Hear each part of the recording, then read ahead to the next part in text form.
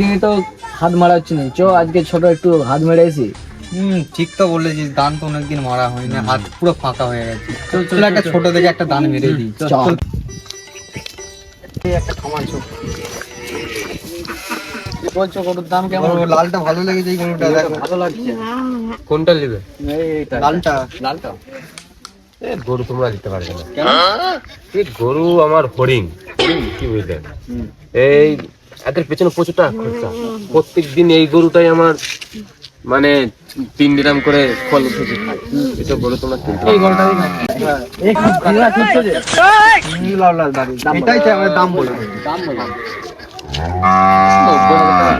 90,000 দেখবে এখনই ফ্রিতে নিয়ে চলো 90,000 এখন তো এটা তো আমরা 90 এমনি পেয়ে যাবো।